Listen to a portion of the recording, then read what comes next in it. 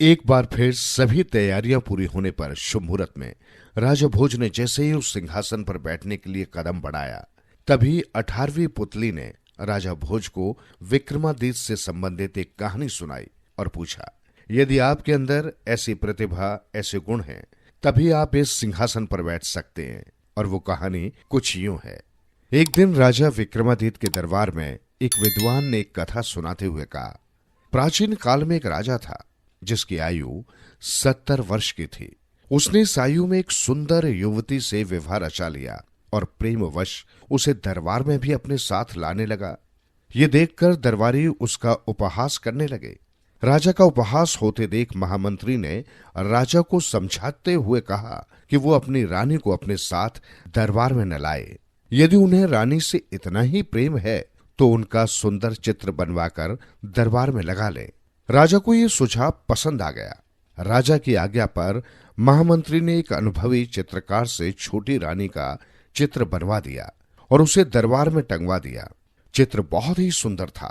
राजा बड़े ही मनोहारी तरीके से चित्र का निरीक्षण कर रहे थे कि अचानक उनकी दृष्टि चित्र में रानी की जांघ पर बने तिल पर पड़ी, जिसे देखते ही राजा क्रोध से आग बबूला हो उठा।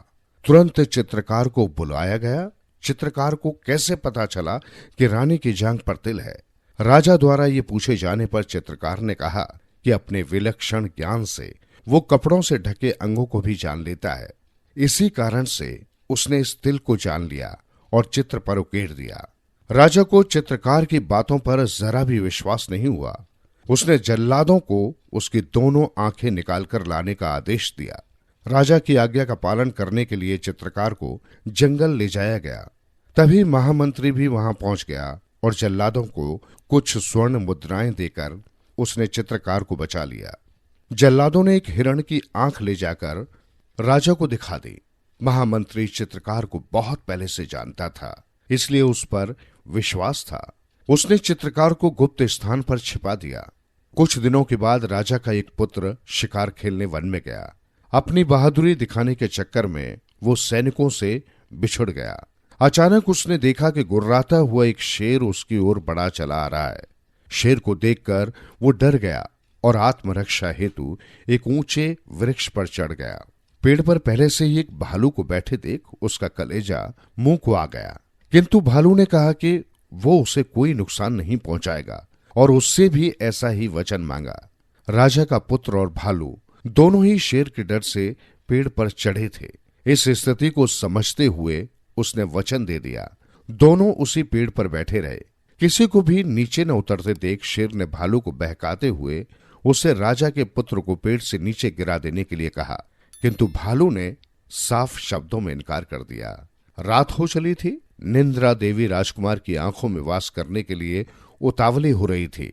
ये देखकर भालू ने उससे कहा कि वो उसकी वाली डाली पर आकर आधी रात तक सो ले, फिर आधी रात राजकुमार जागता रहेगा और भालू सो लेगा।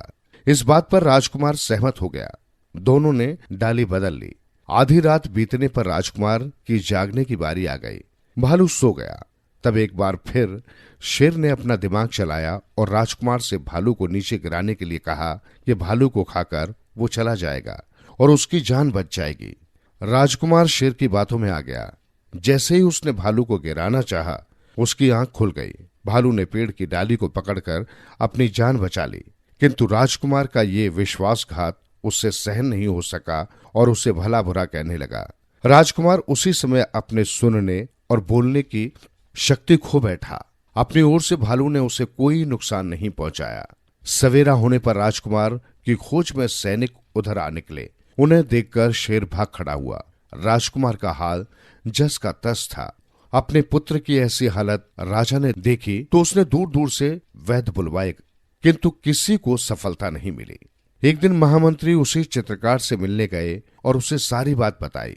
चित्रकार ने कहा कि वो राजकुमार को ठीक कर सकता है। अगले दिन महामंत्री के सहयोग से वेश बदलकर वो दरबार में जा पहुंचा। राजकुमार को देखते ही अपने दिव्य ज्ञान से चित्रकार ने उसके रोग का कारण जान लिया और संकेतों द्वारा उसने राजकुमार की इस हालत का कारण भी समझा दिया। उसके संकेतों को समझते ही राजकुमार फूट फूट कर रोने लगा, जिससे उसके मन का संताप मिट गया और रोते रोते उसके बोलने और सुनने की शक्ति लौट आई। राजा के पूछने पर वेश बदले हुए चित्रकार ने राजकुमार की दुर्दशा का कारण बता दिया कि किस प्रकार शेर के बहकावे में आकर उसने भालू के साथ धोखा किया और उसी के परिणाम स्वरूप उसकी ऐसी हालत हुई। राजकुमार से पूछे जाने पर उसने सारी बात स्वीकार कर ली। राजा को आश्चर्य हुआ और उसने चित्रकार से पूछा कि उसने ये सब कैसे जान लिया। तब चित्रकार ने कहा, वैसे ही जैसे आपकी रानी की जांघ का तिल बिना देखे उनके चित्र पर बना दिया था। तब राजा को अपने किए पर बहुत पछतावा हुआ और उसने चित्रकार को ढेर सारा इनाम देकर सम्मान पूर्वक विदा किया। विद्वान द्वारा कहा गया श्लोक और उसका आशय सुनकर राजा विक्रमादित्य बहुत प्रभावित हुए और उसे पुरस्कार में 1 लाख स्वर्ण मुद्राएं दी।